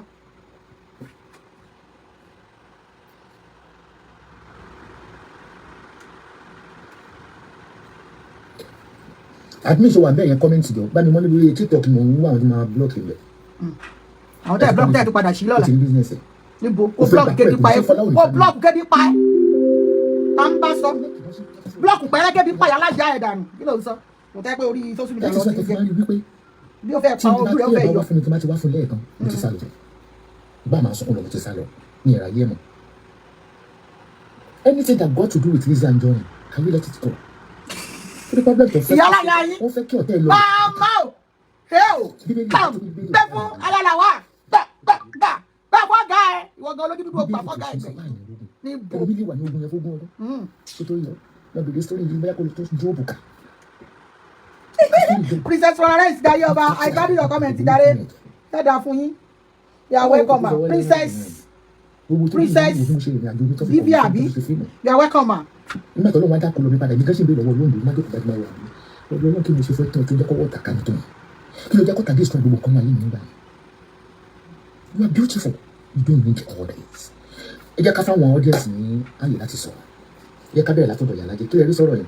Let Fola go. Maybe you have a taste of it. Ẹ ló jẹ́ àrí ìyá mi. You are entitled to your opinion. Kò mí kò tẹ follow me. It's an interactive chat. Ṣé rí lórí ọ̀rọ̀ Fọlá? Èmi kàn ní pé ẹni tí Ọlọ́run bá rán sí yàn ló máa ṣèyàn lóore. Ogun ó pọ̀ fún Fọlá. Fọlá ló ní láti dìde láti máa gba àdúrà dáadáa. Kì í ṣe pé ìwọ pé o bá ń fẹ́ oríire, òun fẹ́ ìrànlọ́wọ́, òun fẹ́ káwọn èèyàn fẹ́ ẹ̀ sókè. Ìwọ náà wá máa gbàdúrà fún gbogbo àwọn tó fẹ́ ràn ẹ́ lọ́wọ́. Pé kí Ọlọ́run má jẹ́ kí àwọn náà rí ogun ìdíwọ́. It's just too much. Ọ̀tá yìí ti pọ̀ jù. Ẹ mo ti sọ̀rọ̀ yẹn náà tẹ́lẹ̀ wọ́n lè sọ pé jealousy ìdẹ̀kùn òkú. Nǹkan tó jẹ́ kó máa ròjò pẹ̀lú àwọn ọmọ ó dà kó sí wàhálà má bínú. Everybody fuck off money. Of course ìwọ tó sọ pé Ọlọ́run á jà fún Iyabo Ojo Ọlọ́run á jà fún èwo lẹni tí ò bá tán tó fẹ́ kú sórí ọ̀rọ̀ yìí. Mommy, everybody fuck off. Nígbà tá a ṣe ń jáde àwọn ọmọ wa lọ́wọ́. Kíni yẹn gẹ̀ẹ́tì sáwọn ọmọ yẹn wọ́n ń ṣe gi. Ó yìí tẹ àwọn ọmọ yẹn náà. Ẹ bá notice ọmọ ọkùnrin yẹn. Ọmọ yẹn ò free. Ṣọmọ yẹn máa tún wá gbé ìyàwó ẹ̀wà síta mọ́. Kò bọ́ sí mi. Ẹ máa búlì ẹ̀ pa ni. Tọmọ yẹn kíní tí kíní yẹn lọ yìí. Ẹ máa búlì ẹ̀ pa ni. Obìnrin tẹ́ tó fẹ́ yẹn náà tó bá yá tó bá bímọ tí Priscilla bá bímọ ẹ wọ ẹ lè rọ pápẹ́ ò sọ̀rọ̀ sí wọn ṣé ẹ mọ̀ pé tó bá ti bímọ wọ́n ti ní ọmọ lọ́wọ́ ẹ̀ ṣe mọ̀ bẹ́ẹ̀ tẹ́ bá wọ́n fi ètò lọ́mọ tó bá bí ṣé rò pápẹ́ ò ta bọ̀bọ̀ yẹn. Dr. Dre ṣé Dr. Dre tó ń dárúkọ kó wà ní gúrùpù kan yìí. ó ti ẹ àyọ Dr. Dre tèmi lélẹ́yìí o. Ó tún mọ̀ kún jọ́sí sọ́yọ̀ kó wọ́n wá fàmì ńlá. Tó ṣe ọkọ mi. À ń gbọ́ yín ẹ máa bẹ́ tó lọ. Wọn náà máa jẹ máa títọ́ pé mò ń bíjẹ yàn kan wọ́n máa rojò èpè láwọn ọmọ mi lórí wọ́n máa búlì ọkọ wọn wọ́n máa búlì ìyàwó wọ́n máa búlì gbogbo tó so mọ́ wọn kálárù gbẹrù ẹ̀ ìjà ti ṣòro bá Yorùbá ò dá àdá fún nǹkan. Because lórí ọ̀rọ̀ bàbá Ìjẹ̀ṣà Ọlọ́run á jà fún because good fight nìyẹn. Tí àwọn Naira Marley ẹni tí wọ́n ní ẹni tí ó bá légbò ló mọ̀ pé gbóǹdùn dénú. Wọ́n ní good fight bàbá Ìjẹ̀ṣà ṣùgbọ́n good fight kọ́ ni tẹnu ìṣó wrong fight ni. Bọ́fọ́lá yìí ṣé òní tó ń ṣe fún Jọ̀kásì ni ṣé Jọ̀kásì rẹ jọ orí nígbà tó ti délé ayé lórí ọ̀rọ̀ Fọlá iná ni oní ìkọ́dẹ̀ tún sọ fún pé tí Fọlá bá kú o ẹ mú Ìyàbọ̀ ẹ ń jọmọ Yorùbá ni Let me say Màámi, ẹ mú ọ̀rọ̀ ìyá ọba ìjọ ẹ má bínú mà. Màámi, ẹ mú ọ̀rọ̀ Liam àti Wùmí mọ́ kì í ṣọ̀rọ̀ Fọlá nìkan ni òkun tó ń jà mà. Adolfo. Ọlọ́run mò ń sọ sẹ́ẹ̀. Ẹ wá dárúkọ Wùmí. Ní Liam bí wọ́n ṣe rí tó ṣe wọ́n ṣe ń gbé Liam yẹn ní àwọn ọkọ̀ òjò ìjà lára ni. So tẹ bá ti dárúkọ Fọlá màámi, ẹ dárúkọ Wùmí àti ìyá torí pé àwọn ọkọ̀ òfin àṣepọ̀ pọ̀ tí ẹ jọ pé kó máa.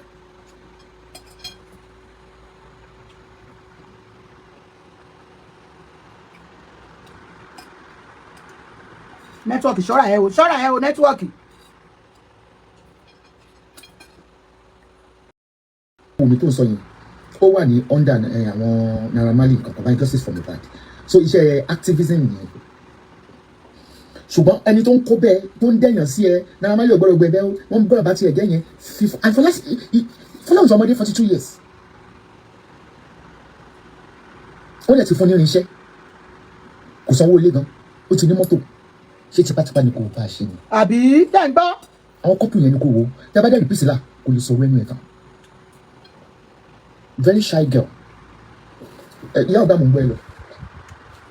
tó wọ́n mi bẹ́ẹ̀ ṣe ń sọ lọ ṣẹ́rí èmi ò bóyá níta ara kí ní ọmọ yẹn jura wa lọ èmi ò rò pé mi lẹ́mìí ẹ̀ torí mò ń sọ bọ́ àwọn tó ń gbìjà jẹ́ káwọn náà kó fámìlì wọn bọ́ta kẹ́kọ̀ọ́ fara jẹ́ káwọn náà kó ayé àsì jẹ́ káwọn náà forí kékeré. Ibi tó tiẹ̀ ṣe dé.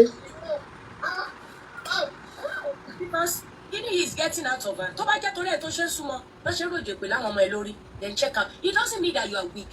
It doesn't mean that you cannot fight. There are some battles that you cannot win. Kì í ṣe gbogbo ogun lèèyàn máa ń win. Why? Ọlọ́run lè rò pé tó bá win ẹ̀ wá parun síbẹ̀. Oníjẹ́ kó ja kìíní ẹ̀ lájà yìí. Ọlọ́run á wá ẹ̀ pẹ̀. A sì fi kọ́yàn lọ́gbọ́n. Ọkọ̀ fi kọ́ ẹ lọ́gbọ́n. Èpè àwọn ọmọ yẹn sì mọ́ mi wọ́n lè ṣe kọ́ fílì mọ́ lórí social media. Wọ́n máa búlí àwọn ọmọ yẹn. Wọ́n máa búlí àwọn ọmọ yẹn. Mo wà dáhùn lẹ́nu gbé mẹ́ta. Nǹkan tẹ́ ti ṣe fún látọdún márùn-ún kò wà dáhùn. Ìjẹ́ mi lérò ní pé ṣe rí ọ̀rọ̀ ti Mohbad mi ní sọ pé the damage is done. Bó tún ṣe gbé Fọlá lọ sí Tanzania yẹn ó ti kọjá lórí òòrùn tàwọn mi. Ọmọ tí mo tún wá sọ yẹn ni pé ṣé omi tó ń pè ní Dr. Sadeyinka house of TMS òun ni àwọn fans ẹ̀ wọ́n dáwó wọ́n kọ́ ilé alájà. Ọmọ yẹn lọ sí Nàìjíríà báyìí wọ́n gbé lọ kùdé ni nítorí bí ilé Lizzy ṣe competition rẹpẹtẹ nìyẹn nítorí ọmọ yẹn òṣèwọ́n ló mọ́dẹ̀ tí ó rí onítẹ̀rí kiri tó máa sọ pé wọ́n tẹ̀ fọ̀mọ́dà.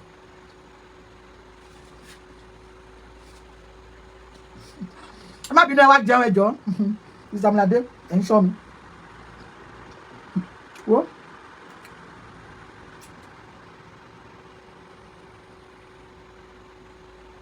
olójú tún ṣọ́ra ẹ o ló ṣe ẹ báyìí.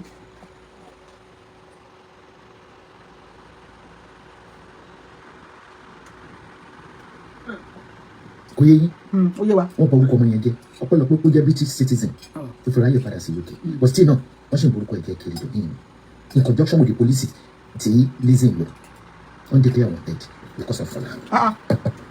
Rántí pé Because of Fọlá kọ́ o. Ẹbí òfin mi ń kọ́bọ̀ rẹ̀.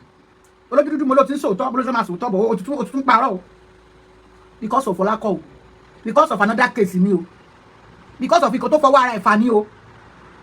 Kò ń jẹ ọ̀rọ̀ Fọlá kọ́ o. Don't lie. Mo jàjà yẹn mo dẹ̀ ṣẹ́gun class kí Fọlá lọ tọ́jú àwọn ọmọ yẹn. Kùsìn. Ṣé rí nǹkan tí olójú dúdú gbé jáde yìí? Ìmọ̀ sí Dorcas ni o. Tẹ́ bá ti sọ fún yín pé Fọlá bó ṣe wà yẹn. Ó wà láàrin méjì ni wọ́n ń fi làkàlàkà báyìí. Ìyẹn tó wà nínú Dorcas olójú dúdú gbé bọ́ta yìí o. Tí ẹnu tó ṣe tí Dorcas ráyè fìyà jẹ́. Tọ́ni kó lọ apologize. Return back here ó lẹ̀ ń gbọ́ yìí Ọlọ́run. Ẹ̀yin èèyàn tẹ́ bá lè understand mi tẹ́ bá ti fàbò sísí ẹ lọ ronú dáadáa. Ṣé mọ̀ pé wọ́n ní Fọlá lọ appreciate òṣèré wọ́n ní kó appreciate Dorcas. Ṣé rí tó bá ní kó padà lọ bẹ̀bẹ̀ padà tó padà bẹ̀bẹ̀ Dorcas òun forgive láyé. Ṣé rí nǹkan tó wà nínú Dorcas olójú dúdú ń gbé síta lẹ́hìn tẹ́ ń gbọ́ yẹn. Iṣẹ́ yẹn network iṣẹ́ lẹ́hìn wo yẹn wọ́n máa bẹ̀rẹ̀ nìyẹn tó bá máa sọ bí mi kò fẹ́ rí bí tó bá rí bí ilẹ̀ wọ́n máa change ọwọ́ wọ́n máa padà sí ní drag Fọlá ni ó ń bá bọ̀ ní o ẹ máa wòran o. Irọ́ ni wọ́n pa o irọ́. Báwo ni ọkọ mi ṣé àlàáfíà ni ọmọ mi ń kọ́? Àdúpẹ́ náà èyí náà kọ́ ṣe wá òkè. Àlàáfíà ni. Mọ́mí ẹ ṣe fún ṣòwò ẹ ṣe èmi ti mọ̀ pé ẹ máa jáde eventually. Ó tiẹ̀ ti kà mí débẹ̀ ó ti fún mi lọ́rùn gan. Irọ́ ló pa o irọ́. Ṣé mi bẹ́ẹ̀ wò ni?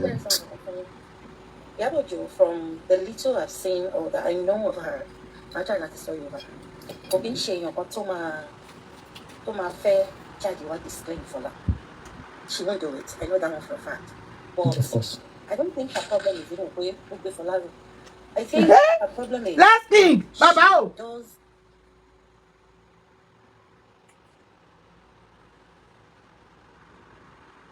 a lot of things for sure. Jẹ́ kí Lizzy sọ bẹ́ẹ̀ àdàbí promise ló ń ṣiṣẹ́ náà àbí ìṣàdàbí promise ni ìdí ẹ̀ ló mú wa ìdí ẹ̀ ní fílẹ̀. Ó lè ṣe ó lè máa support Fọlá but no.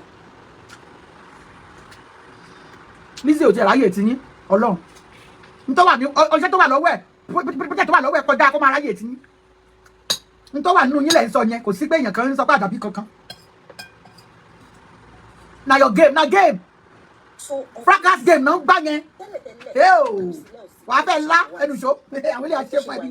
Priscilla is a top influencer. Priscilla ò dẹ̀ tí ì bẹ̀rẹ̀ o ibi tí Priscilla lọ sí jìnnà. ìyẹn náà fi gbé ìyá ọba àwọn ọmọ ẹwé ní orí Facebook wọ́n ní fáǹsì Lizzy nìyẹn tẹ́lẹ̀ pé o máa ń lọ sọ́dún ẹ̀ nígbà tí ṣe kò sí lórí Facebook ẹ kóra yín dà sàn wọ́n sọ lórí àgbà.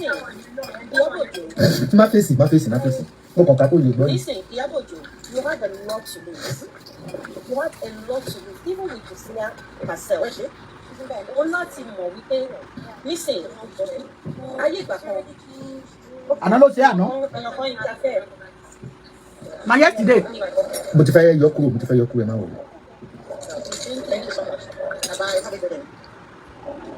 bó jẹ́ ní disconnect kan tún wà báyìí tó bí ọlọ́run. Rọ kó má mi ò tì ní ìmọ̀ rí o kọ́ mo fẹ́ gbé wọlé mo ṣe ti gbé wọlé mi ò mọ̀ rí. Listen, the problem she has now is that I don't think she will disclaim Fọlá, but she can tone it down. She doesn't need to do everything on social media. Nígbà tí mo rí kíní Priscilla yẹn pé oyún àbí ọmọ at first it was confusing. Èmi tiẹ̀ feel pọ́nmọ yẹn ti bímọ ni. Even at that, when tó bá jẹ́ pọ́nmọ yẹn bímọ gan, Iyabo Ojo, you shouldn't flaunt her as much as you're doing right now. It's dangerous times for you. The life tí Priscilla live alone, Otito, even without you having any enemy. She's an adult. Because money at the sort any jealousy. Of course, could have done. You get it for that to back for that lady, Lizzy will continue. Jealousy, Jalaro, Tombow. That's for sure. So, even now, you know what the money around it, particular BD, only issue below web. The barring and we talk bits and jealous and you back with content. Someone like Jawano. Ẹ jẹ́ pọnmọ́. I want Nagawa go to. All over Ati Ati Lizzy àwọn yẹn wá sí page nítorí títí ẹ̀. Ẹ wo Priscilla na ẹ wo life only. She's living a baby girl soft life. That's alone ó ti tó káwọn ayé jealous ẹ̀. Ká má wá sọ pé àwọn tó tún bá màmá ẹ̀ ṣọ̀tá. So at this point she needs to pick her daughter. That loud baby shower was not necessary. Ẹ ti ṣèyàwó bíi mẹ́rin ó ti tó. And I'm so surprised. Otito Jade the other day don't sunkún wípé kó fi Iyabo sílẹ̀. Ẹ̀yin náà lẹ tún wá host baby shower. Ṣé ẹ bá sọ̀rọ̀ ni? You can have your baby shower quietly. Kò yẹ ká tiẹ̀ mọ nǹkan pa òun Priscilla. Ọmọ ló yẹ ká rí. Ọmọ ìkan very little báyìí lẹ́kọ̀ọ́ máa show wa. Wọ́n ní tíṣù yan bá ta yan máa ń fọwọ́ bò jẹ ni. You have a lot. You have a huge thing in your hand. Ó máa fọwọ́ bò jẹ ni. It is dangerous. Bàbá wo tètè pọ̀ lẹ́ bàbá Ìjẹ̀ṣà ó yẹ kó máa kóòdù ọmọ yẹn ni. Do you understand? So fún èmi tí mo pera mi ní màmá náà.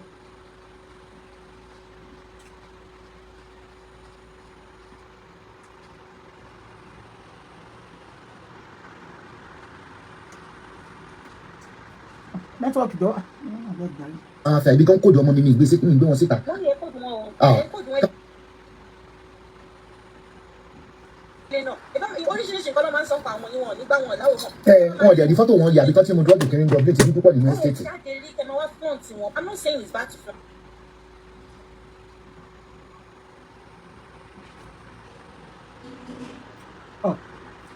Abẹ́kẹ́ Adé Victoria blog bẹ́ẹ̀ ni they are flagging.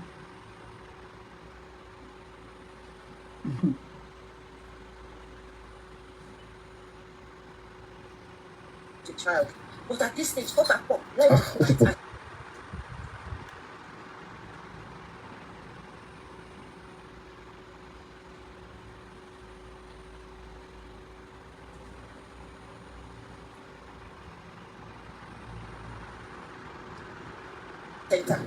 As for Fola, èmi personally mo ṣe bí ogun ṣe wà yìí, but she can ṣe bí ogun ṣe wà yìí. Ẹ jẹ́ ìṣẹ́bẹ̀ o. Strict about it. Kò sẹ́ni tó fẹ́ mọ̀. Ó lè bàbá kan láṣẹ látẹ̀lẹ̀. She doesn't need to, because it's like the more you do it, the more enemies. Just choose your daughter and be a little bit. tó bá tẹ̀ rí àwọn ọmọ méjì tí Iyabo bí yẹn wọn lè sọ̀rọ̀ ẹnu wọn tán, they are very shy. Because tí mo fi pariwo síta àwọn ọmọ mi ò fẹ́ bẹ́ẹ̀, ọmọ gbọ́ mommy don't post it, mommy don't post it. Àwọn ọmọ ò fẹ́ bẹ́ẹ̀. It's so obvious. To me, that's just only I'm going to say, because it's just too much. Mo ti sọ̀rọ̀ yẹn náà tẹ́lẹ̀, wọ́n lè sọ pé jealousy rẹ̀ kàn, jealousy yẹn yá sún wọn lára àti congratulations lórí social media. Wọ́n lè sọ pé sọ́kọ́ ọmọ rẹ̀ ò ṣe rere ló ṣe ní kó stop ẹ̀. Yorùbá èmi wọn wo bí wọ́n ṣe ní sọ̀rọ̀.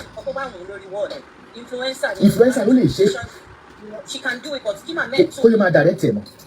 Ọba ti pọ̀ jù. Ẹ ṣe màmá ẹ̀ ló ń direct ẹ̀. I'm begging you. Ẹ ń dá wa tán. Àmì Jésù àlágbára wọn. Nothing will happen to her.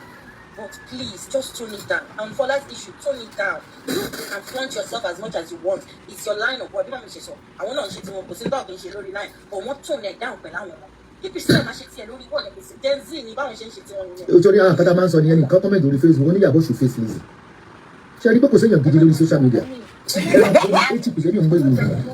Wọ́n dàgbà kó face Lizzy. Ṣé ká ilé jà ni? Ṣé jà ni? Èèyàn rí abatẹnijẹ́ ọ̀rọ̀ yẹn dàbí wọ́n ní Ọlọ́run ṣọ́ mi, Ọlọ́run ṣọ́ mi. Mo fẹ́ dàbí kinní kan wá lọ sínú zoo lọ fèsì ọ̀bọ̀. Àbúté ọ̀bọ̀ lásán kò fèsì ayé ẹ̀gẹ̀ pẹ̀rẹ̀pẹ̀rẹ̀. Àbí fọ́lọ́run ṣọ́ tó lọ fi ogun ọ̀gẹ̀dẹ̀. Ó ní Bọ́lá Willis oníwìsì ẹ bọ́ra ìwé ìṣẹ̀rùbà wọn on social media ìyálóde tíátíá. Why are you using a fake profile? Why can't you show your face, do a chat and support Iyabo? Àníyàn kan ayé ẹ̀ ti bàjẹ́. Ó fi kàjọ pé àmọ́ta diamond níta gidi kan ó gbé wọn ní kàjọ ó gbé wọn ní bobo ìyàn káyé ẹ̀ ti bàjẹ́ tó o lè rí wéèrè tí wọ́n sọ pé mọ̀bẹ dání ẹni tó rí ẹ̀ pé ṣé kò ní sáfún lẹ́gbẹ̀ẹ́ títì ó ṣe rí gẹ́gẹ́ ni ẹ pé mi ò tẹ̀lé pé mi ò rí kọbi ara sọ̀rọ̀ Lizzy mi mo ti sọ di clown pé iye ibẹ̀ ó ní ẹ̀yìn kìíní kan ìtẹ́ mi sọ fún yín ni wípé ká ní Fọlá jẹ́ under 18 àwọn ọmọ Fọlá gbọ́n ju àwọn ọmọ Iyabo lọ.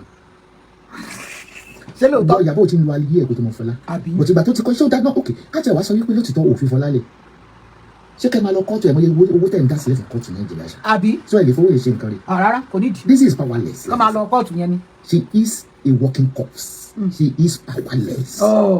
Powerless ẹ̀ ti bẹ́ẹ̀ lu ẹ̀. Ọmọ wa spiritually kò ní agbára kan. Lẹ̀rú báyìí. Ọtí tí mò ń sọ ni wípé. Bí ayíǹda rẹ̀ ìwọ yóò tẹ̀ tó bẹ́ẹ̀ kó wọ Nàìjíríà ṣe é pa. Mo mọ̀ pé ó dá sọ́rọ̀ Mohbad mọ́. Mo mọ̀ pé ó dá sí ọ̀rọ̀ Mohbad mọ́. Bó bó ṣe ń pariwo lọ́tún lósì ó ti ní in-law. Àwọn in-law wa dẹ̀ níyì àwọn ò lẹ́mìí bí àwa Nàìjíríà àwa rọ́.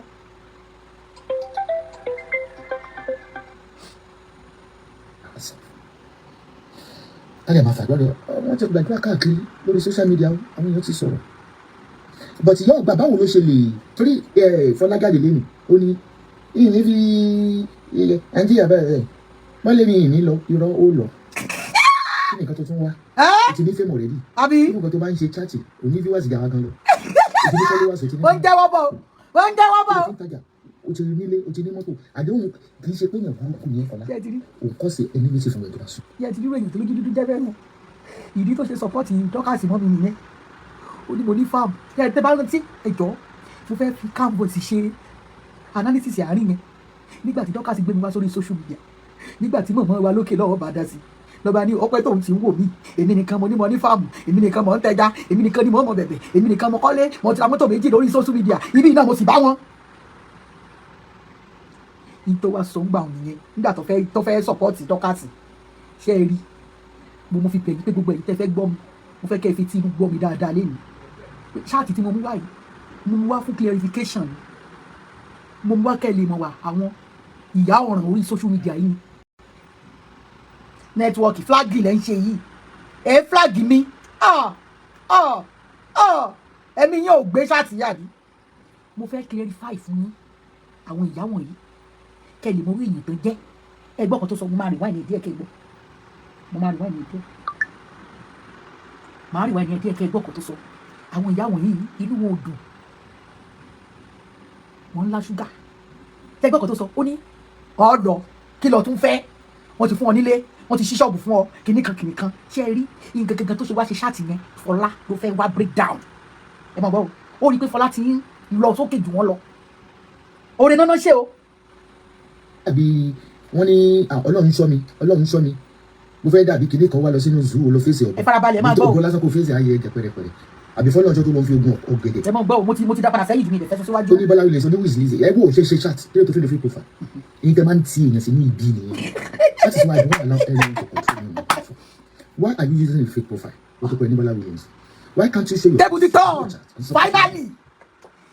àní ẹ kẹ́kẹ́ àwọn sáàtì kan wà pé àní máa lo pé à ń bára bá wọn jà ká má bu wá fún àwọn fúláwà tó wà fi ṣe àfiṣe analysis. ó gbé wọn ní kàjọ ó gbé wọn ní bobo ìyá káyọ̀ ẹ̀ ti bàjẹ́ kí ló lè rí wéèrè ibi tó lọ tọ́ tí wọ́n sọ pé mọ̀ bẹ̀ dání nítorí ẹ̀ pé sókò ó jí ni o ó jí dídú fúnra ẹ̀ ó lọ jí dídú fúnra ẹ̀. mi ò rí kọbi ara sọ̀rọ̀ Lizzy mi mo ti sọ di clown.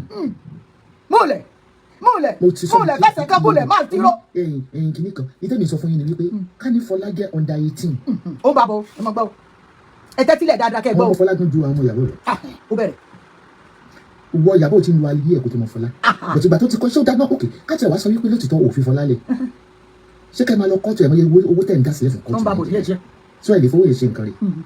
Lizzy is powerless like I said she is a working corpse. ìṣẹ́ni nǹkan tó máa sáwọn ṣe mọ̀ pé nǹkan tó ṣe báyìí ó wà ní fẹ́ǹsì kò wọlé kò bọ́ta kò ní agbára kan. àwa wà neutral létà wáyé pé ilé lọ́fíìsì á ní ìṣèbọ̀ sọ wáyé pé ta lọ́fíìsì á ní mo ti sọ ẹ̀ mọ̀ gbọ́. mo mọ̀ pé ó dá sọ́rọ̀ Mohbad mọ́ mo mọ̀ pé ó dá sí ọ̀rọ̀ Mohbad mọ́ ṣe bọ́bọ́ ṣe ń pariwo lọ́tún lọ́sì ó ti ní in-law àwọn in-law wà lẹ́yìn àwọn ọ̀rẹ́ mi bí àwa Nàìjíríà ẹ̀rọ kú nínú kájà just leave Priscilla alone let her make her decision. ẹjọ́ máa ṣe gbàgbé ẹja ẹ wá rẹ ẹja ẹjọ́. káyọ̀ máa fàgbọ́dọ̀ wọ́n ti gbàdúrà káàkiri lórí social media àwọn èèyàn ti sọ̀rọ̀ but ìyá ọgbà báwo ló ṣe lè torí Fọlágàlè lẹ́nu ó ní ìyìn fi nàìjíríà bẹ́ẹ̀ wọ́n lé mi ìyìn ní lọ ìwọ́n ó lọ kí ni nǹkan tó tún wá o ti ní fẹ́mọ̀ rẹ̀ rí ibùkún tó bá ń ṣe chaati o ní viewers ìjà wa gan lọ o ti ní followers o ti ní fans o dẹ̀ ti ń tajà o ti ní nílé o ti ní mọ́tò àdéhùn kì í ṣe pé èèyàn burúkú ní Fọlá o kọ́ sí ẹni méjì fún ẹ̀dùn àsùnwọ̀n ṣé kéèyàn yé ṣe àwọn máa lọ lè máa gbẹ́ ìgbà àwẹ̀ ọ̀nì òkè jẹ́ nǹkan kọ́mẹ́ntì okó ń jí ọ̀yìn ẹni tó fà á ó máa kẹ̀ ó ní kí ló tún fẹ́ lórí social media wa ó ní òfin social media wa jẹ́. irú Lizzy lé ní mo mọ̀ kó jáde ní ìwò ṣẹ́rí Lizzy tó bá dé pé bí ẹ onífíwá sí 200 tó wá ti drop sí mọ́ wà lára àwọn tó máa ń drop wàá ti lérí ó fẹ́ táṣìírí ẹrẹ́dì ó ti sọ déètì láti múra bí a ti mo lè scream ní ẹ bá dé bẹ́ẹ̀ báyìí Iyabo Ojo nǹkan tó fẹ́ sọ donation Iyabo Ojo point tó fẹ́ sọ ó ti sọ then àwọn gullible followers ò tún dá wọn padà ṣẹ́rí ṣẹ́rí àwọn tó ń ṣe fracas ṣẹ́rí àwọn ìyá wọn báyìí ni wọ́n mi mọ̀ bẹ́yẹ̀ ń gẹ́tì mi ó ti pass information tó fẹ́ pass insult tó fẹ́ pass ó ti pass yẹ message tó fẹ́ review ó ti sọ ó wá padà wá sọ́dọ̀ yèyé mẹ́sàn just for you láti ṣèkì ọpọlọ ẹ̀yìn ọlọ́pọlọ yìí lóòrò ni o.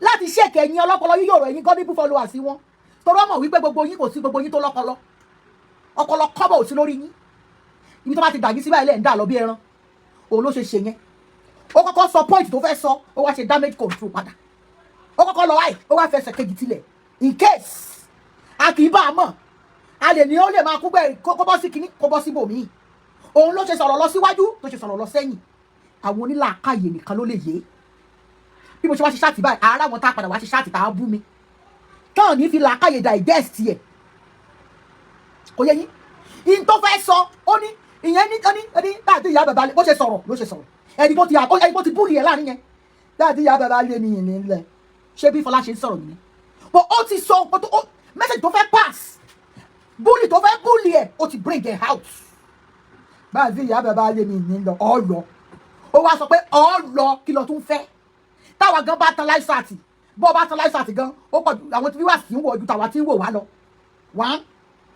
wọ́n ti kọ́lé fún ẹ 2 ó ti ń tajà 3 o ti ní mọ́tò 4 viewers ti ẹ gan pẹ̀lú tàwa gan lọ 5 kí ló tún fẹ́ n tó sọ nìyẹn ó ṣe wá padà wá sórí ọ̀rọ̀ tí àwọn fáǹsì ẹranko ẹ̀ tó fẹ́ gbọ́ ó ṣe padà wá sọ́dọ̀ Yèyé Mẹ́ṣọ́ ó lè fi Yèyé Mẹ́ṣọ́ máa cover tó wá fẹ́ jáde fún Fọlá tán jáde tán yẹn olójú dúdú má ṣe báyìí Yorùbá là wà ẹ̀yin wọ́n máa sọ pé Ọ̀yọ́ ayọ́ mọ́ ńlẹ̀ Yorùbá là wà agbọ́ èdè Yorùbá agbọ́ ohùn agbọ́ ọ̀rọ̀ agbọ́ ẹ̀nà àmọ́ ìtumọ̀ àti ẹ̀dà ọ̀rọ̀ gbogbo ẹ̀ ló yé wa tó bá fẹ́ wá fún Fọlá tààrà káyé gbogbo mọ̀ pé yes ẹ ti bẹ̀rẹ̀ sí ní bá Fọlá jà mo mọ̀ pé nígbà tó mú ẹ ìyẹn dọ̀kásì ti ń bá Fọlá tó ìjà abẹ́ gbogbo àwọn tí wọ́n rò pé ó ti forgive ẹ gbogbo àwọn fáǹsì ẹ irọ́ fáǹsì ète ọgbọ́n gbọ́ tí àwọn fáǹsì ẹ òfin ní gẹ̀ẹ́tì pé kò forgive ẹ òun ló ṣe rọra mélòó ó fọ̀rọ̀ sí ẹ lẹ́nu gbogbo ẹ̀ ló yà wá tí bá sọ àwọn nǹkan míì tó bá padà ṣẹlẹ̀ lẹ́yìn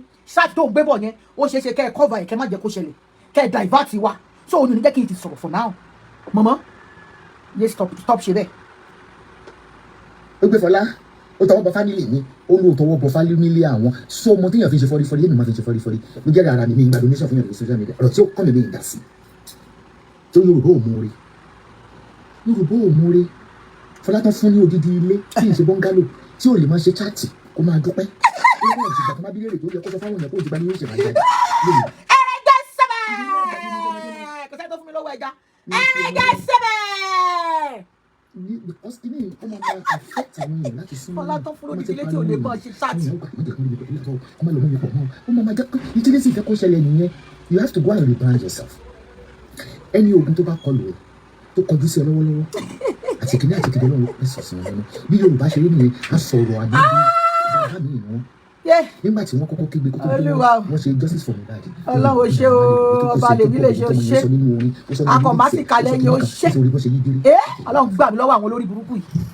àwọn aláwọ̀ wọlé ní kínní àwọn onílara gbogbo oúnjẹ tó yẹ kí wọ́n jẹ pẹ̀lú olóṣèlú láti gbé ìtòrí pé wọ́n máa sì sí kàkà bẹ́ẹ̀ gbà mí ń jẹ kiri ń pẹ́ tíyàwó tó jẹ yín kú but Latif sọ ìbèbè why you go carry ìyá ìgbà ọ̀nà ọmọ gbàgbé lọ́wọ́ àdáwọ̀ ara rọ̀ wọ́n dìde kọjá ní gbẹrẹ bọ́ọ̀lù ẹni hẹ́ẹ̀ o. bẹ́ẹ̀ lọ́pọ̀lọ́ ẹni ó fi yín lẹ̀ ìfínlẹ̀ fún mi wà lórí Facebook ẹni lọ́wọ́ táwọn Facebook mi ṣe ẹ̀yin YouTube mo Ọlọ́run fẹ́ràn mi tó jẹ́ pé àwọn eléyìí yàlájẹ́ courtroom bó o yàgbẹ́ wọ́n láwọn ló jẹ́ kó o yàgbẹ́. àlékún owó àlékún ọmọ àlékún àlàáfíà gbogbo tọ́lọ̀ ṣe fún ọkùnrin díbàjẹ́ ìyá ọgbà my beautiful daughter Ṣìkànnà I love you I really love you I really love you just like me you are an extrovert ebi ìyàlájẹ́ náà nìyẹn sórí ìwà tí ìyàlájẹ́ ti ẹ̀jọ́ra sórí èyí kù sí nìyẹn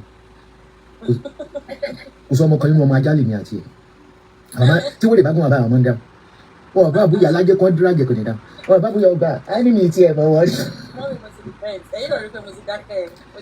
irọ́ pàtó repent sọ fi ọlẹ̀ but mom Iyabo is your daughter now why using her issue to. àwọn kan ti ń kọ́mẹ́ntì lábẹ́. mom but ìyàwó gbé kórí burúkú lọ kó sì lọ ó ní sóríire kò sí ní blọọkì but mom jẹ́ nǹkan tó kọ máa jẹ́ nǹkan tó kọ bọ́ọ̀lù. tó bá ti blọọkì èèyàn náà wàá tún padà blọọkì èèyàn nílé wọ wàá blọọkì sa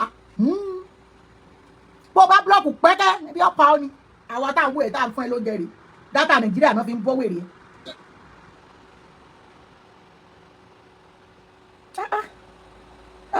àwọn eléyìí wọ́n ń manipulate pa á dà yín sáwọ́tàn á dà yín sósì ẹ̀yin náà máa rán ẹ máa rún àgbàdo ní àgbàdo gbígbẹ. but mom Iyabo is why you using as issue to do so now get a block it go and block it. ìyẹn ti ń pa. but even kan bó bá gbẹ́ ní ti jáde lọ́la tó bá nídìí kí n blog ẹ̀ I'm a blogger we talk on whatever we see on social media. Yes ma thank you o. but mo ti block ẹ̀ gbọ́ mi mọ́. thank you gare thank you. mo ṣe ń ṣe ṣóò fún ṣẹ́ni tó ṣẹlẹ̀ ní wípé Lizzy ò lè stop bó fi Fọlá lẹ́yìn kò lè stop àbọ̀kì tí Fọlá ti kọ́kọ́ kọ́ọ̀sì lọ́dọ̀ ẹ̀ tó kọ́lé fún ó dùn mí gidigidi tí wọ́n wá ní pé wọ́n ń péré pé gbogbo olùyìn tí owó kó wá sábùgá tó lóhùn lè wà. ṣe é rí pé padà torí ọ̀rọ̀ Yorùbá òun ṣe fẹ́ nínú wọn ṣe. ṣe é rí pé ọ̀rọ̀ ọjọ́ sí ṣe é rí pé olóyún tó fi gbé ẹni tó rán nìyẹn mi ò tí gbọ́ ṣáàtì yìí tó wàláì mo ṣe ń gbọ́ ni àwọn kọ́tà pèsè lásán ni mo rí o tí mo sáré wá play lẹ́ẹ̀kan mo ṣe wá lọ sórí show ẹ̀ kankan mo wá ni ṣe é rí tẹ́ ẹ rántí pé mo sọ fún yín pé ọ̀rọ̀ ọjọ́ sí àwọn eléyìí ò ń dárí jí èèyàn Ọlọ́run Fọlá o ti gbádùn ìyá rẹ̀ òtòṣì o ti gbé ta láròká wo wàá fẹ́ la ilé yẹn wàá bínú fi ilé gbẹ̀yìn ni Let's die, my dear. Wọ́n ṣe kinní kan o Chinese kó kinní o ṣèbí àwọn pharmacy sọ̀hún ló wá náà mi court Yorùbá àwọn pharmacy sọ̀hún ló wá náà mi court Yorùbá APC ló lè ṣe ìdìbò fún wa in the upcoming election ibi wọn campaign gbára ní fọyín ní campaign fún gbòmí campaign APC ló lè ṣe so thank you everybody kò sí ènìyàn o báwo ló ṣe yọjọ́ ọ̀rọ̀ bẹ́ẹ̀ ń ṣe sí.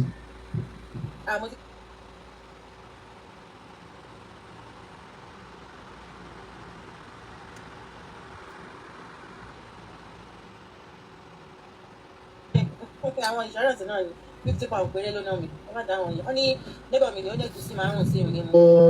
windscreen Mercedes olóúnjẹ tí mò ń ṣe tó ń rùn sí mi ní mu. á dẹ́ kókó ọ̀bẹ sorry you have to stand up to your that neighbor ni gbàtí neighbor mi ti máa ti sọ máa ti ṣe báyìí níjọ́ tí mo gbá lè báyìí ó ń sá fún mi ní ìsìn yẹn. àwọn òyìnbó yẹn wọn àwọn náà ní ìlara lára kan wọn ní ìlara gan. àwọn míì ni wọn máa ń tọrọ ìyá ní kí n fún ìjẹ mo dẹ máa ń fún wọn o òun yìí ò ń béèrè ni wàá béèrè ni ìgbà fún. ṣé bíríìtì kò gidi ni. mo dẹ wá ní mọ́tò yẹn o. ìyá ọgbà láyọ̀nù ìyá ọgbà ni ó pọ̀ nígbà ó tún là ìyá ọgbà àìpà yìí pọ̀ kí ló dé ó tún da gálásì bomi ó ṣe gan ni àárín wa ò ní dárò to be honest ẹni tó bá fẹ́ ṣoríire nídìí iṣẹ́ ẹni tó yẹ bá wá jìnnà kì í tẹ̀wọ̀n mọ́lẹ̀ tọ́wọ́n bá wá fẹ́ don't come for them that's why I ignore majority of them ewu dúdú mo fi bẹ̀rẹ̀ funfun bá mi nídìí ibi òde nílò fún yẹ̀yìn lẹ́lọ ayé ọgbẹ́ ẹsẹ̀ rọ má fún mi gift mo ti tó jẹ kí ló dé ètò tó ó dùn mí ìyá ọgbà African kìíní dẹ̀ ni ó dẹ̀ ti close tó sọ yẹn gan ti jẹ́ kẹnu níwà wọ̀kì ó ń ṣe. bó ṣe máa pè yín mo máa fún yín ní testimony kankan sí ìyá kágbára ètò máa rí bẹ́ẹ̀ ló máa rí ọkàn abalẹ̀ sórí àwọn ẹ̀dá kan wà láyé irú Ìyábọ̀ bó ṣe wà yìí àwọn ẹ̀dá kan wà lẹ́lẹ́ láyé wọ́n máa pariwo ẹ̀ àwọn arógbòbògùn jẹ́ lóko lórí social media. àbáwọn tí wọn kò ṣẹ́ sí tó jẹ́ Kampala arógbòbògùn jẹ́ gbogbo ẹni mo ti ní sí o tẹ́ bá wo fídíò tó ra lọ fẹ́rẹ́fẹ́rẹ́ ní bí mo ṣe sọ̀rọ̀ ẹ máa rí bẹ́ẹ̀ pé mò ń display ní ọjà yes àwọn tí mò ń tà nù ẹ wá bá mi ra ọjà mo láwọn ọjà tó fine ẹ pè ní àjọṣe fídíò call ẹ select àwọn tẹ́ bá fẹ́ máa bá yí post any country tẹ́ bá wà bákan náà àwọn product iléeṣẹ́ TL Natural Bar fáwọn tó ní diabetes àwọn tó ní ìdí ogun jẹ̀díjẹ̀dí àwọn tó ní high blood pressure àti àwọn tí wọ́n ní ìdí papirumọ́kodo dáadáa manpower ti wà manpower wà gbogbo ẹ̀ wà available báyìí sí ẹ tètè wá ra títí kì í ṣe kó wá tán ra lédíkè mo dẹ̀ ti fẹ́ pè tẹ́lẹ̀ o àwọn product yìí ṣiṣẹ́ dáadáa àwọn èèyàn rà wọ́n tó rà fún àwọn èèyàn mo fi Ọlọ́run tó dá mi ṣẹlẹ́rìí àwọn èèyàn rà ní ọwọ́ mi wọ́n á tún pè mí pé lédíkè mo nídìí sí mo fẹ́ fún yàn wọ́n rà fún àwọn èèyàn so èyí náà tètè wá ra títí yẹn má bá wọn dàgúnlá ẹ má bá wọn dá ṣàdá láì ẹ ti ra rán tipẹ́tipẹ́ àsìkò náà true ti dé o aláì ti kọjá lọ́dún ayé yìí náà true ló kàn ẹ wá rajà bákan náà èyí tẹ bá fẹ́ ra àwọn ọṣẹ àánú ọṣẹ ìṣẹ́gun ọṣẹ aṣínà ọṣẹ ìbùkún ìjọba bìnrin jẹ blow Jésù èmi àti kìíní ìyá ọlọ́wọ́ kò mi yọ lọ́wọ́ rẹ̀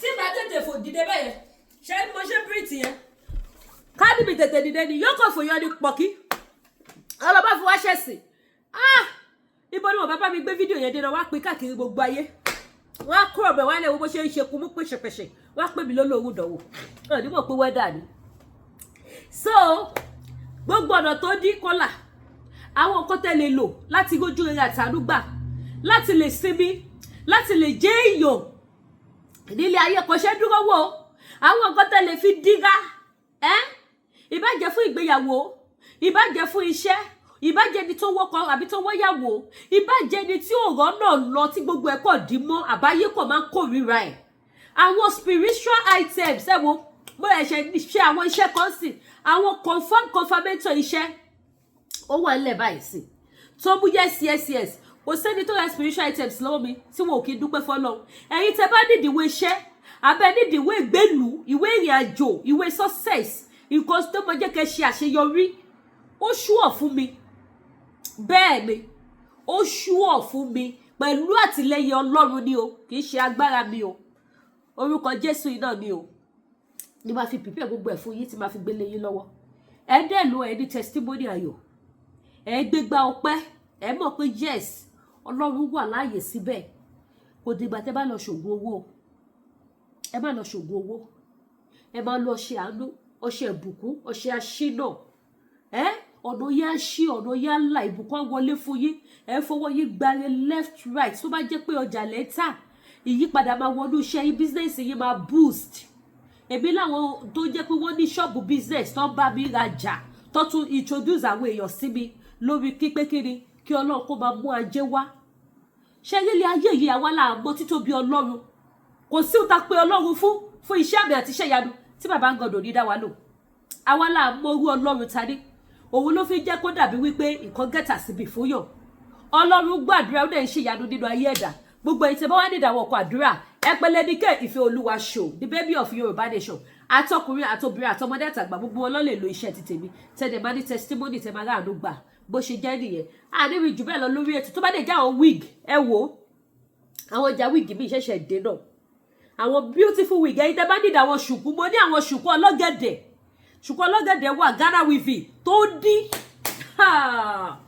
àwọn ṣùkú ọlọ́gẹ̀dẹ̀ tó ṣe ní Ghana weaving tó dín dáadáa ọwọ́ ògùn mo ní ìtọ́wọ́ ọ̀rá ògùn díẹ̀ mo ní ìtọ́wọ́ ògùn tó ti fòdẹ̀ sínú tó fà gidi mo tẹ̀ wá ní àwọn fine wig àwọn wig tèmi go tí ìrágbó ẹ̀rì òun ló wọlé dé this time around so ẹ wá rajà ojú òde tí wà àní báwọn fìbànújẹ́ lólé ayé bó ṣe jẹ́ nìyẹn ẹ má gbàgbé láti bá mi subscribe kẹ́dẹ̀ bá mi tọ notification bell kẹ́dẹ̀ bá mi share ètò Yorùbá nation no going back ire o.